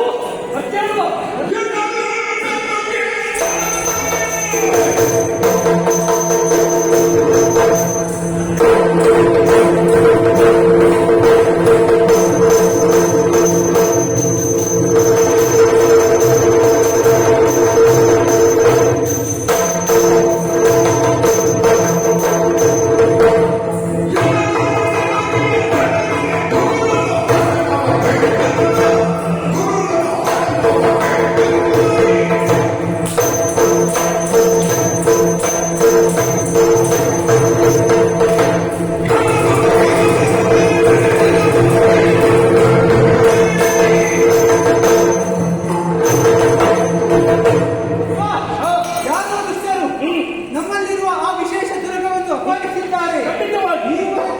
ಅಗತ್ಯವಿಲ್ಲ. ನಾನು ಆ ದುಷ್ಟರನ್ನು ದುರದಲ್ಲಿ ಸೋಲಿಸಿ ನಮ್ಮ ಕೊಂದ ಕೊಡ್ತೇನೆ. ಕುದುರೆಯನ್ನು ಬಿಡಿಸಿಕೊಳ್ಳುವಂತೇನೆ. ಒಗ್ಗಟ್ಟಿನಲ್ಲಿ ಯಾವತ್ತಿದ್ದರೂ ಬಲವು ಹರಿಗಳಿಗೆ ಇಬ್ಬರು ಸೇನಾಪಡೆಯನ್ನು ಕೂಡಿಕೊಂಡು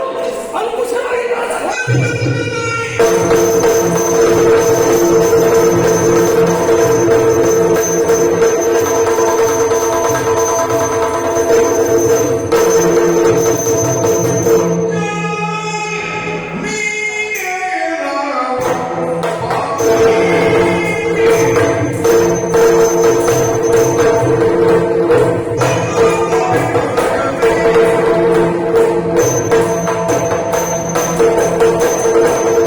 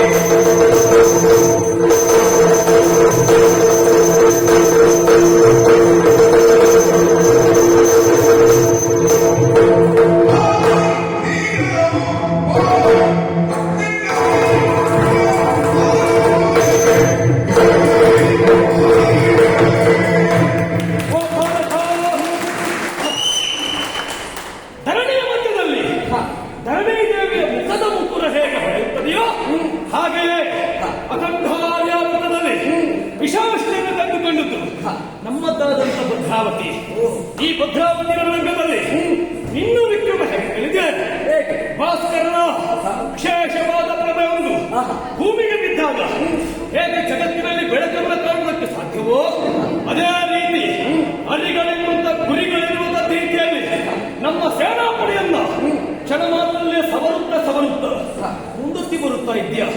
ನಿನ್ನ ಸಾಹಸವನ್ನು ಕಂಡಾಗ ಯಾರೋ ಮೆಚ್ಚಲೇಬೇಕು. ಚಂಡಮಾರುತಗಳಿಗೆ ಸಿಲುಕಿದಂತ ಮೋಡಗಳು ಕಂಡ ಕಡೆಗೆ ಚಲಿಸುವಂತ ರೀತಿಯಲ್ಲಿ ಚಂಡಮಾರುತದಂತೆ ಆರ್ಭಟವನ್ನು ನಡೆಸುತ್ತಾ ಮುಂದೊತ್ತಿ ಹೋಗುತ್ತಾ ಇದ್ದೀಯ. ಆ ಚಂಡಮಾರುತನ ಆರ್ಭಟಕ್ಕೆ ಪರ್ವತೋಪಾದಿಯಲ್ಲಿ ಬಂದು ತಡೆಯುತ್ತಾ ಇದ್ದವ ಇಲ್ಲಿಯ ನೃಪತಿ ಮಗು ವಿಶೇಷವಾದ ಸಾಹಸವನ್ನು ತೋರಿ ನಮ್ಮ ಅನೇಕ ಭಟರನ್ನ ಸಂಹಾರ ಮಾಡಿ ಮುಂದೊತ್ತಿ ಬರುವ ನೀನ್ ಯಾರಯ್ಯ? ಹೆಸರೇನು? ತಂದೆ ತಾಯಿಗಳು ಯಾರು? ಯಾಕೆ ಈ ಕೃತ್ಯವನ್ನು ಮಾಡೋದಕ್ಕೆ ಹೊರಟೆ? ಎಲ್ಲವನ್ನು ಹೇಳಬಹುದಾ?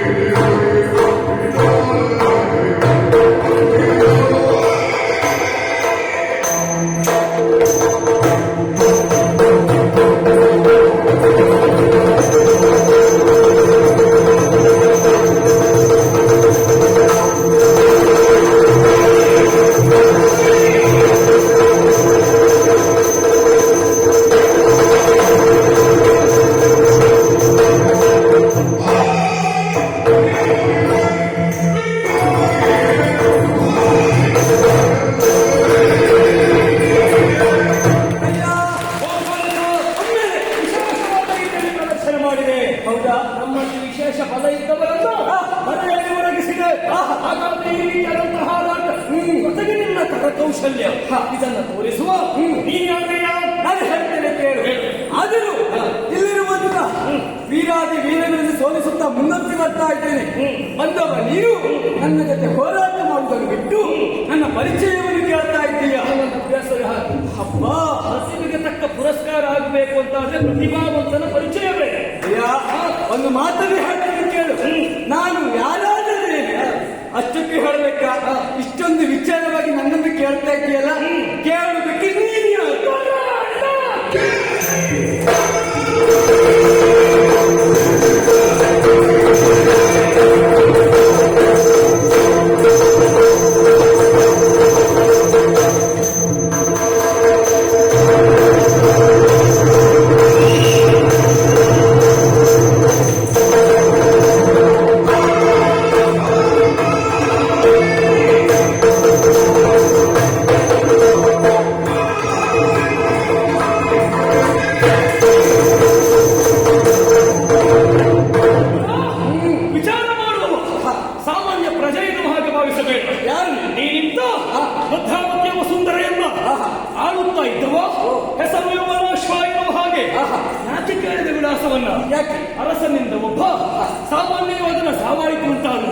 ಸಹಿಸಿಕೊಳ್ಳುವ ಮನಸ್ಥಿತಿ ನನ್ನದಲ್ಲ.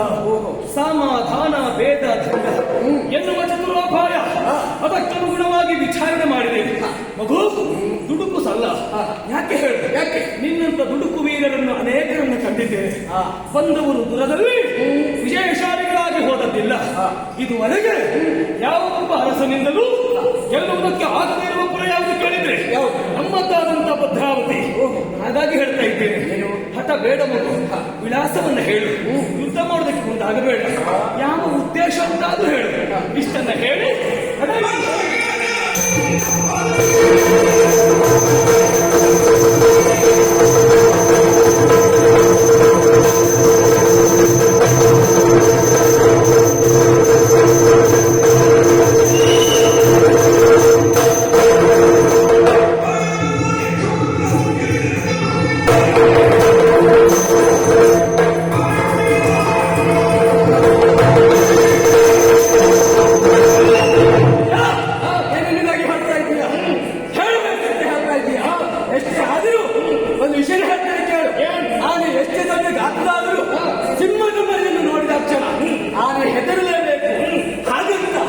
ಇಲ್ಲಿಗೆ ಬಂದವರು ನಾನು ಹಾಗೆ ಹೋಗುದಲ್ಲ. ನಿನ್ನ ಗಾತ್ರ ನೋಡಿ ನಾನು ಹೆದರಿ ಓಡುವನಲ್ಲ. ವಿಷಯ ಗೊತ್ತುಂಟ? ಹೇಳು. ಆನೆ ಮಾಡಿದ್ದು ಮಗುವಿಗಾಗುದಿಲ್ಲ, ಮಗು ಮಾಡಿದ್ದನ್ನು ಆನೆ ಮಾಡ್ಲಿಕ್ಕೆ ಆಗುದಿಲ್ಲ. ಇದಕ್ಕೆ ಉದಾಹರಣೆ ಬೇಕು. ಸೂಜಿ ಒಂದು ನೆಲದ ಮೇಲೆ ಬೀಳ್ತದೆ. ಆ ಸೂಜಿಯನ್ನು ಎತ್ತುವುದಕ್ಕೆ ಆನೆ ತಂದರೆ ಆನೆಯಿಂದ ಸೂಜಿ ಎತ್ತುವುದಕ್ಕಾಗ್ತದ? ಹಾಗಂತ ಮಗು ಒಂದು ಸೂಜಿಯನ್ನು ಎತ್ತಿ ಕೊಡ್ತದೆ. ಅದರ ಅರ್ಥ ಆನೆಗಿಂತ ಮಗುವಿಗೆ ಬಲ ಹೆಚ್ಚು ಅಂತಲ್ಲ. ಮತ್ತೆ ಯಾವ ಕಾರ್ಯವನ್ನ ಯಾರು ಮಾಡಬೇಕು ಅದನ್ನು ಅವರೇ ಮಾಡಬೇಕು. ಮಗು ನಿನಗೀಗ ಆಡುವ ಕಾರ್ಯ, ನಿನಗೀಗ ನೀನು ಮಾಡಿದ್ದು ಸರಿಯಾಗಿ ಏನೋ ಹಾಗೆ ನುಡಿಯುವ ಕಾರ್ಯ. ಹಾಗಾಗಿ ಹೇಳ್ತಾ ಏನು ದುಡುಕು ಸ್ವಭಾವ ಸಲ್ಲದು ಮಗು. ನೀನು ಎಷ್ಟೇ ಹೇಳಿದರು ನಿನ್ನ ಮಾತನ್ನು ಕೇಳುವ ನಾನಲ್ಲ. ನಾನು ಬರುವಾಗಲೇ ಸಿಂಹದ ಮರಿಯಾಗಿ ಬಂದಿದ್ದೇನೆ.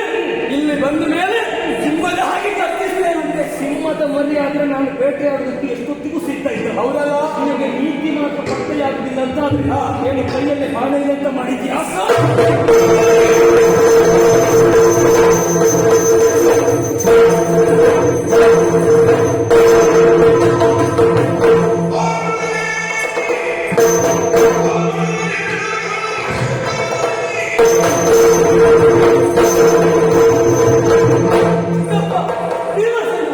ಎಲ್ಲಿದ್ದಾರೆ? ಬನ್ನಿ ಬನ್ನಿ. ಹಾಗೆ ನಿಮ್ಮ ಪಾತ್ರ ಚಿಕ್ಕಪ್ಪ ಎಲ್ಲಿದ್ದಾರೆ? ಬನ್ನಿ ಬನ್ನಿ. ನೋಡಿ ಏನಾಗಿದೆ ಈಗ. ಬಂದವ ಮೂರ್ಛೆ ಹೊಟ್ಟಿದ್ದಾರೆ. ಹಾಗಂತ ಸುಲಭ ಇತ್ತಲ್ಲ ನಮಗೆ. ಆಗ ನಾನು ಕರೆದವರು ಎಲ್ಲರಿಗಾಗಿ ಬಂದಿಲ್ಲ, ಇಲ್ಲವೇ ಇಲ್ಲ. ನನ್ನ ಚಿಕ್ಕಪ್ಪನಲ್ಲಿ ಯಾರೂ ಬರಲಿಲ್ಲ. ಹಾಗಂತ ಹೀಗೆ ಹಿಡಿದುಂಟ ಇಲ್ಲವೇ ಇಲ್ಲ. ಇವರನ್ನು ಎಬ್ಬಿಸಬೇಕಂತ ಆದ್ರೆ ಸೂರ್ಯನ ಅನುಗ್ರಹವನ್ನು ಇಟ್ಟುಕೊಂಡು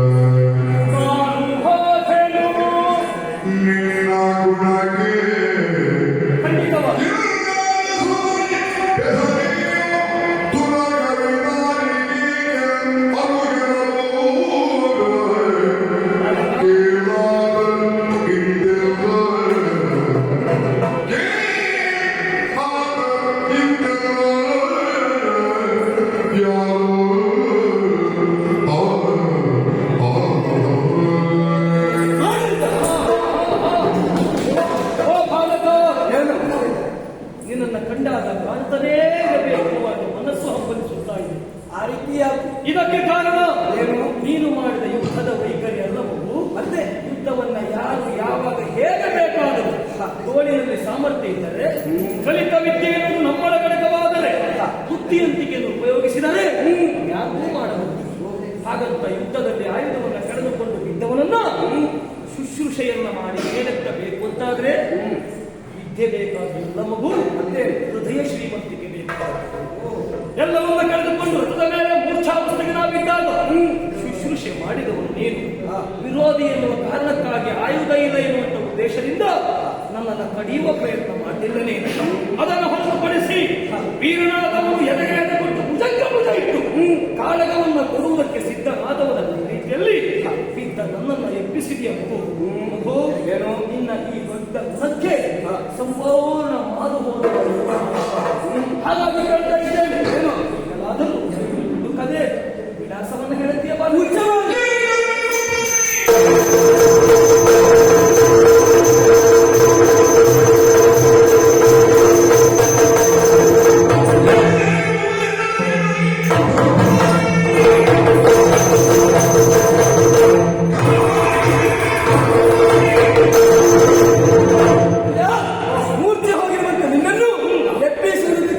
ಎಬ್ಬಿಸಿದ್ದೇನೆ.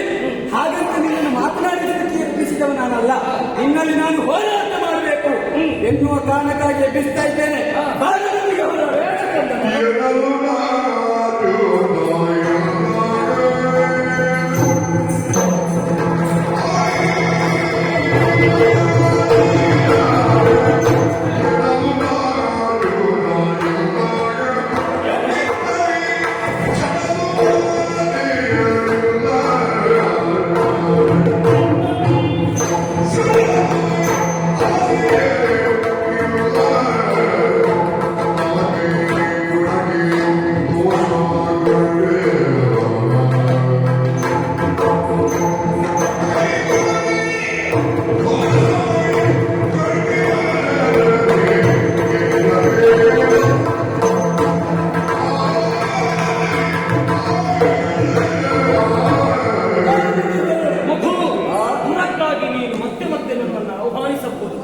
ಹಾಗಂತ ಯುದ್ಧ ಮಾಡುವುದಕ್ಕೆ ನನ್ನಿಂದ ಖಂಡಿತವಾಗಿ ಸಾಧ್ಯವಿಲ್ಲ.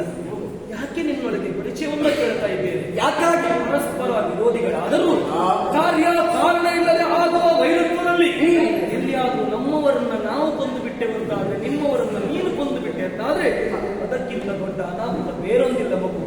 ಇದಕ್ಕೆ ಸಾಕ್ಷಿ ಕೆಡತೀಯ. ಮಹಾಭಾರತದಲ್ಲಿ ಕರ್ಣನ ವೃತ್ತಾಂತವನ್ನು ಸಂಪೂರ್ಣ ಪಾಂಡವರು ಅರಿತರೆ ಕರ್ಣನಿಗೆ ಸಾವಿರಲಿಲ್ಲ. ರಾಮಾಯಣದಲ್ಲಿ ವಿಭೀಷಣನು ತನ್ನ ಮಗನೇ ಎನ್ನುವ ಹಾಗೆ ರಾಮನಿಗೆ ತರಣಸೇನನ ಪರಿಚಯ ಮಾಡಿದರೆ ತರಣಸೇನನ ಮರಣ ಆಗುತ್ತಾ ಇಲ್ಲ ಮಗು. ಸಂದಿಗ್ಧ ಪರಿಸ್ಥಿತಿಯಲ್ಲಿ ಒಬ್ಬರು ತಮ್ಮ ವಿಷಯವನ್ನು ತಾವು ಬಿಟ್ಟುಕೊಡದಿದ್ದ ಕಾರಣ ಸುಂದರವಾಗಿ ಸ್ಫೂರ್ತಿವಂತರಾಗಿ ಸಂಸ್ಕಾರವಂತರಾಗಿ ಇರಬೇಕಾದ ಅವರನ್ನ ಕಳೆದುಕೊಳ್ಳಬೇಕಾದ ಸಮಯ ಬಂದೊದಗಿತು. ಮಗು, ನೀನು ಪರಿಚಯವನ್ನು ಹೇಳುತ್ತೀಯೆಂದು ಗೊತ್ತಿಲ್ಲ. ಹಾಗಂತ ನೀನು ಯುದ್ಧಕ್ಕೆ ಆಹ್ವಾನಿಸಿದರೆ ನಾನು ಯುದ್ಧ ಮಾಡಲಾರೆ. ಸಂಪೂರ್ಣ ಮನಸ್ಸೋದ್ದೆ ಕೈಯಲ್ಲಿ ಕಲ್ಪಿಸುವನ್ನ ಕಳೆದುಕೊಂಡವನಿದ್ದೇನೆ.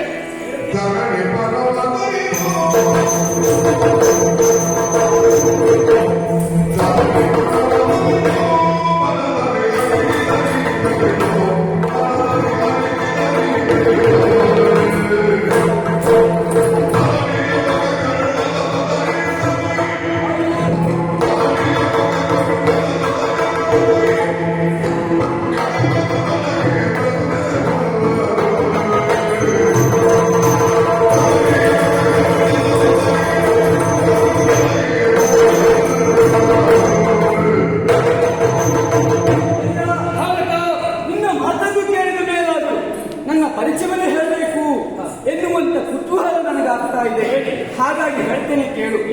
ಕೇಳಬಹುದು ಹಸ್ತಿನಾವತಿ ಕೇಳಿದ್ದೆ. ಅಲ್ಲಿ ಪಾಂಡವರು ಕೌರವರು ಎನ್ನುವ ಪರಂಪರೆಯನ್ನು ಕೇಳಿದ್ದೀಯಾ? ಕುರು ಪಾಂಡವರ ದ್ವೇಷವನ್ನು ಕೇಳಿದ್ದೆ. ಹೌದಾ? ಅಲ್ಲಿಗೆ ಮಹಾನತೆಯಿಂದ ಇರುವುದು ಹೆಸರಾಸವಾದಂತ ಕರ್ಣ ಈಗಷ್ಟೇ ಹೇಳಿದ್ದೇನೆ.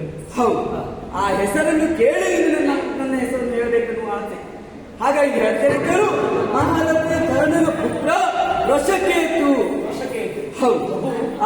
ಯಾಕಪ್ಪ ಇಂಥ ದುರ್ಗತಿ ಬಂತು? ಕಾರಣ ಯಾಕೆ ಕೇಳ್ತೀಯ? ಯಾಕೆ? ಕರ್ಣನ ವಿಶೇಷತೆಯನ್ನು ತಿಳಿದವರು ನಾವು. ಹೌದು. ಕರ್ಣ ಬೇಡಿ ಬಂದವರಿಗೆ ಯಾವುದನ್ನು ಇಲ್ಲ ಅಂತ ಹೇಳುವುದಿಲ್ಲವಂತೆ. ಅದಕ್ಕೆ ಸಾಕ್ಷಿ ಅರ್ಘ್ಯ ಸಮರ್ಪಣೆ ಮಾಡುತ್ತಿರುವಂತ ಕರ್ಣನಲ್ಲಿ ಇಂದ್ರನೇ ಬಂದು ಕವಚನವನ್ನು ಬೇಡಿದವಂತೆ.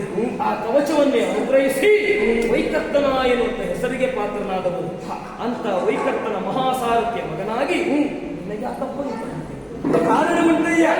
ಈಗಾಗಲೇ ಇಲ್ಲಿವರೆಗೆ ಬರುವುದಕ್ಕೆ ಕಾರಣವೇನಲ್ಲ. ನನ್ನ ಚಿಕ್ಕಪ್ಪನಾಗಿರುವಂತ ಧರ್ಮರಾಯ ಆತನಿಗೆ ಬಂಧು ಹತ್ಯೆ ದೋಷವನ್ನು ಬಂದ ಕಾರಣಕ್ಕಾಗಿ ಅದರ ಪರಿಮಾರ್ಜನೆಗಾಗಿ ಇಲ್ಲಿವರೆಗೆ ನಾವು ಬಂದಿದ್ದೇವೆ. ಯಾರ ಅನುಗ್ರಹದಿಂದ ಶ್ರೀ ಕೃಷ್ಣನ ಅನುಗ್ರಹದಿಂದ ಬಂದಿದ್ದೇವೆ. ಆದರೆ ಇದಕ್ಕೆ ಸೂಚನೆ ಕೊಟ್ಟವರು ಬೇರೆ ಯಾರುವಲ್ಲ, ವೇದವ್ಯಾಸ ಅವರ ಸೂಚನೆ ಮೇಲೆ ಇಲ್ಲಿವರೆಗೆ ಬಂದಿದ್ದೇವೆ. ಹಾಗಾಗಿ ನಿನ್ನಲ್ಲಿ ಕೇಳ್ತಾ ಇದ್ದೇನೆ ಹಾಗೆ ನಾನು, ಇಲ್ಲಿರುವಂತ ಅಶ್ವ, ಒಂದು ಅಶ್ವ, ಪುಣ್ಯದ ಅಶ್ವ ನಿನ್ನಲ್ಲಿದೆ. ಆ ಅಶ್ವ ನಮಗೆ ಬೇಕು. ಹಾಗಾಗಿ ಆ ಅಶ್ವವನ್ನು ನಮಗೆ ಕೊಡ್ತೀಯೇನೆ? ಏನಯ್ಯ ಮೊದಲೇ ಬೇಡ.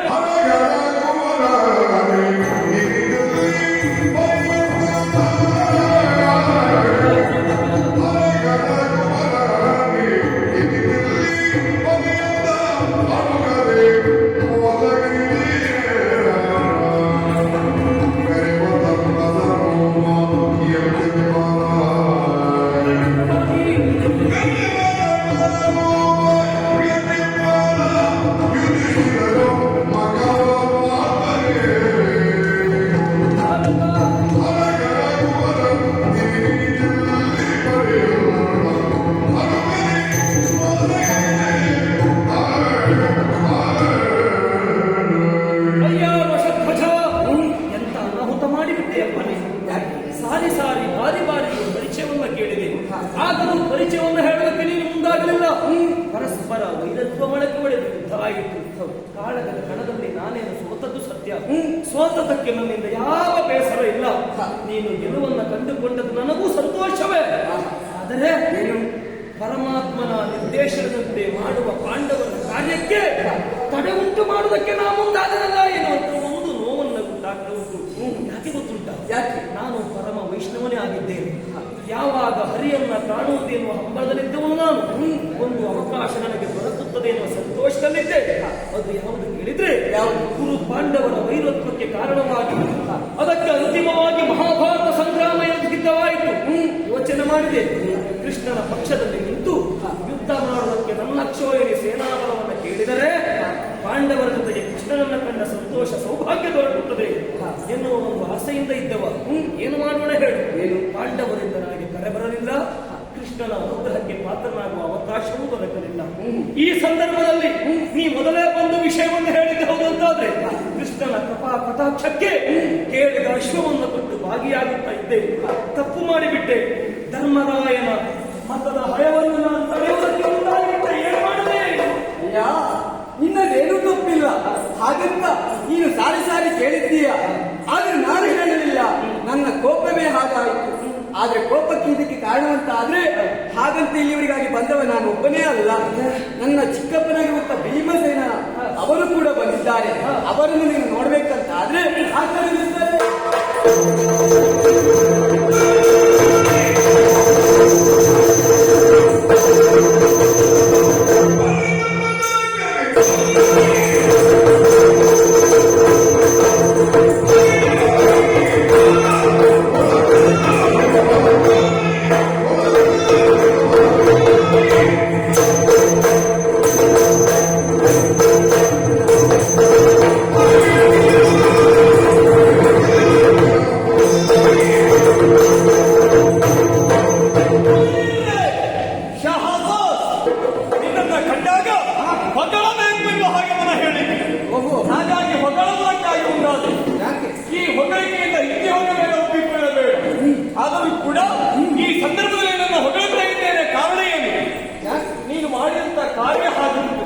ನಮ್ಮ ಸೇನೆಯನ್ನ ಸದಬಡಿಯುತ್ತ ಮುಂದೊತ್ತಿ ಬರ್ತಾ ಇರುವಂತ ನಿನ್ನೆಲ್ಲ ಒಮ್ಮೆ ನಾನು ಗಮನಿಸಿ ನೋಡಿದಾಗ ಅಲ್ಲರಿನ ಕೈಚಳಕವು ಅಲ್ಲರಿನ ಜಾಗೃತಿಯನ್ನು ಕಂಡಾಗ ಮನಸ್ಸಿಗೆ ಸಂತೋಷವಾಯಿತು.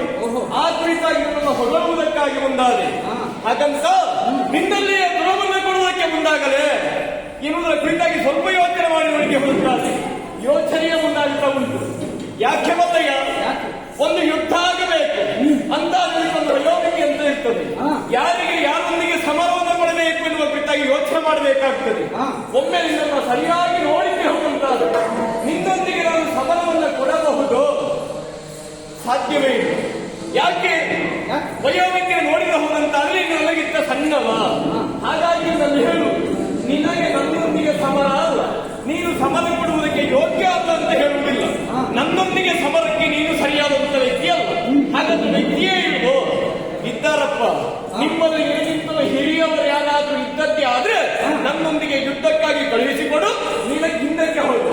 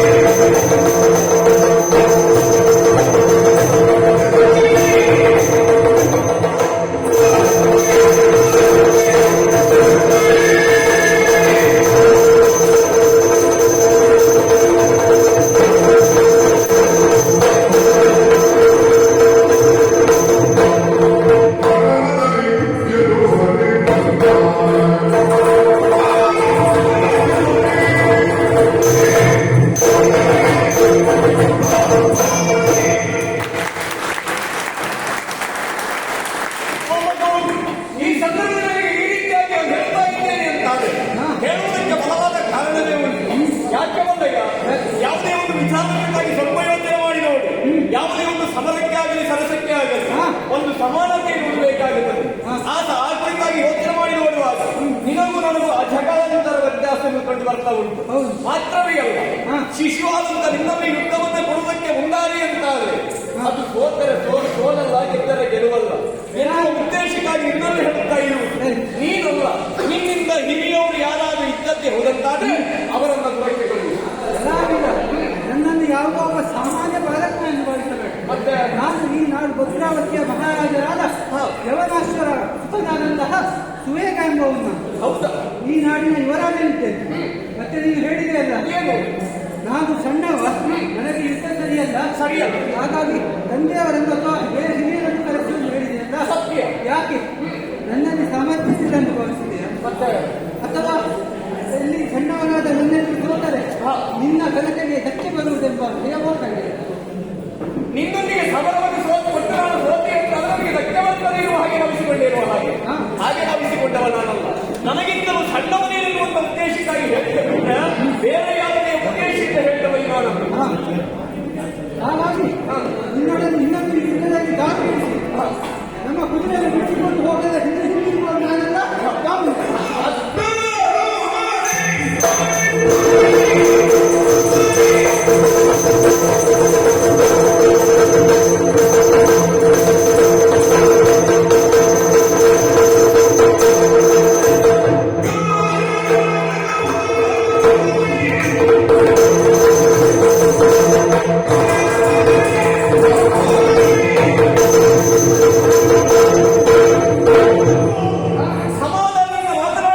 ಮಾತನಾಡಲಿಕ್ಕೆ ಮುಂದಾದ ಕಾರಣ ಏನು ಬಲ್ಲಯ್ಯ? ನನ್ನ ಮಾತನಾಡಿ ಕೇಳುತ್ತೀಯ ಎನ್ನುವಂತ ಉದ್ದೇಶಕ್ಕಾಗಿ. ಆದ್ರೆ ಕೇಳುವಂತ ವ್ಯವಧಾನ ನಿನಗಿಲ್ಲ ಎನ್ನುವುದನ್ನು ಅರ್ಥವಿಸಿಕೊಂಡವರಾಗಿದ್ದೇನೆ. ನಿನ್ನೊಂದಿಗೆ ಮಾತನಾಡಿ ಪ್ರಯೋಜನ ಇಲ್ಲ. ಮತ್ತೊಮ್ಮೆ ಕೇಳ್ತಾ ಇದ್ದೇನೆ, ನಿನ್ನಂತೆ ಹೋದರೆ ಉಳಿದು ಇಲ್ಲ ಅಂತ ಅದನ್ನು ಪೆಟ್ಟಿಗೆ ಬರೆಯಬೇಕು.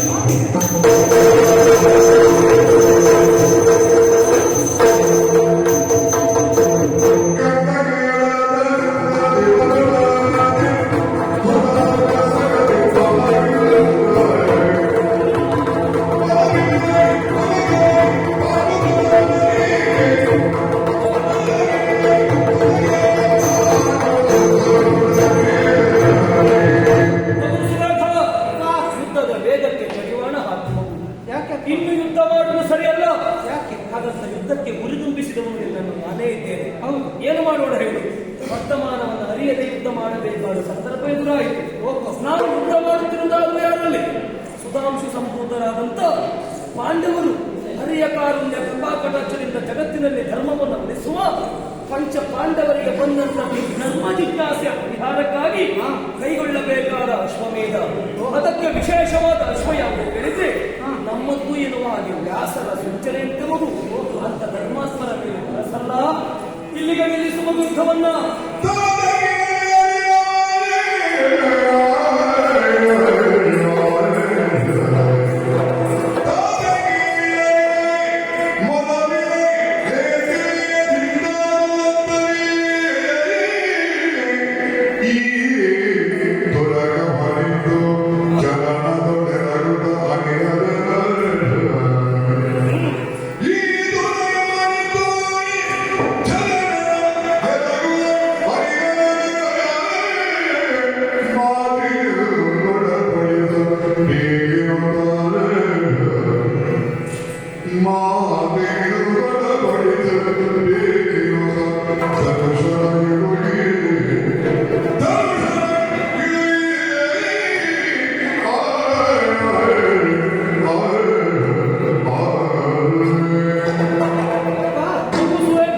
ತಪ್ಪಾಗಿ ಹೋಯಿತು, ದಯವಿಟ್ಟು ಕ್ಷಮಿಸಿ. ಇವರು ಯಾರೆಂದು ಮೊದಲೇ ತಿಳಿಯದೆ ಇವರೊಂದಿಗೆ ಯುದ್ಧವನ್ನು ಮಾಡಲು ಮುಂದಾದ. ತಪ್ಪು ನಿನ್ನದಲ್ಲ, ನನ್ನದು. ನಿನ್ನನ್ನು ಕರೆದುಕೊಂಡು ಯುದ್ಧಕ್ಕೆ ಸಿದ್ಧನಾಗುವುದು ಅಂತ ಹೇಳಿದವನು ನಾನು. ಹೌದು. ಆದ ಕಾರಣ ಈ ಕೂಡಲೇ ಈ ಯುದ್ಧವನ್ನು ನಿಲ್ಲಿಸುತ್ತಿದ್ದೇನೆ ಹಾಗೂ ನನ್ನ ಶಸ್ತ್ರವನ್ನು ಈ ಕೂಡಲೇ ತಿಳಿಸುತ್ತಿದ್ದೇನೆ. ಗುಣವನ್ನು ಸಾಧುತ್ತಾ ಮುಂದಕ್ಕೆ ಹೋದವ ನೀನು. ಆದ್ರೆ ಗುಣವನ್ನು ನಡೆಯುತ್ತಾ ಇರುವಂತ ಸಂದರ್ಭ ಮಧ್ಯದಲ್ಲಿ ಒಂದು ತಡೆಯುವುದಕ್ಕಾಗಿ ಒಂದಾಗುತ್ತಾ ಇದೆಯಾ? ವಿಷಯ ಏನಂತ ಕೇಳಬಹುದು ಚಿಕ್ಕಪ್ಪ. ಇವನು ಮೇಲೆ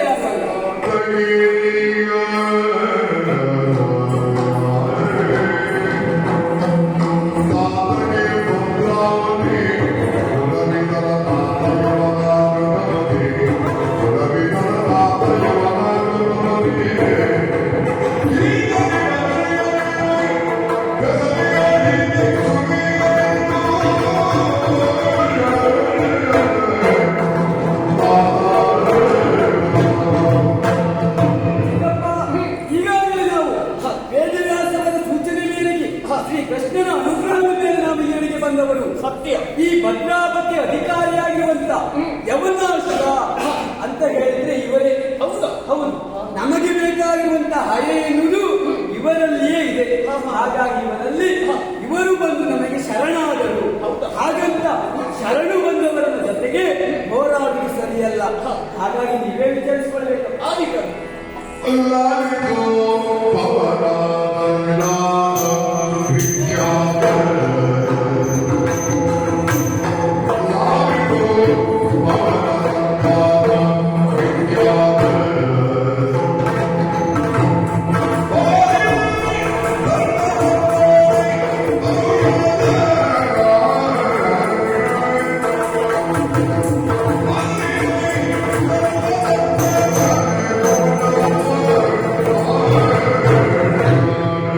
ಅವನ ಸಂಜಾತ ಲೋಕದಲ್ಲಿ ಫಲದಲ್ಲಿ ನೀನು ವಿಖ್ಯಾತ.